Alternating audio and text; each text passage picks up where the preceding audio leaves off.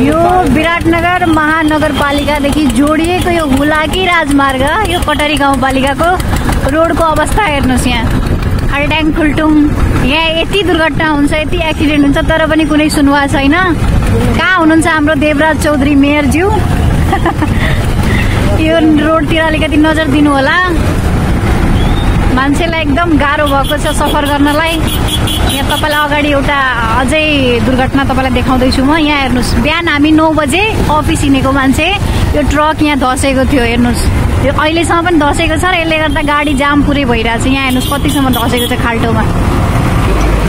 यहाँ हेर्नुहोस् चक्का पुरै तलसम्म धसेर बिस्तारै बिस्तारै सामानहरू निकाल्दै ओसार पसार गर्दैछ। यो ट्रक अब कसरी निकाल्ने हो? भर दिनमा पनि निस्केन, राति त के निकाल्ने होला?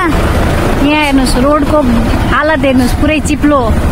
अलिकति चक्कास्ली भयो भने मान्छेको ज्यान पनि जान सक्ने, दुर्घटना हुने। हेर्न दिने भाइ, बनाउने देवराज चौधरीज्यू, हाम्रो मेयर साहेब, अलिकति नजर दिनु होला यो कटरीको रोडमाथि। तपाईँभन्दा बरु उता रङ्गेलीतिरको रोड हेर्नुहोस्, अलिकति त्यसले पनि अलिक बुद्धि पुर्याउनुहोस्।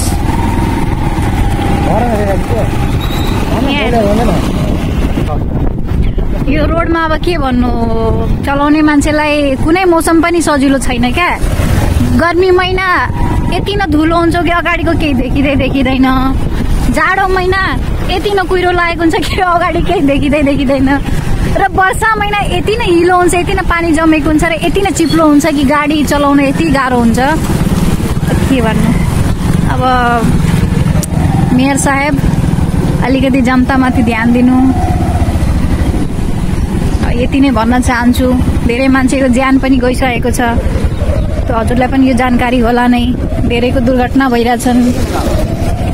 पनि कसरी सफर गरेर आउँछु, घर कसरी जान्छु, अब त्यो त भन्नै गाह्रो छ कि। बिहान यस्तो मजाले क्लिन भएर नुहाइ खुवाइ गरेर जान्छु। गर्मी महिना पुरै फ्रीको पाउडर पाएर अफिससम्म पुग्छु।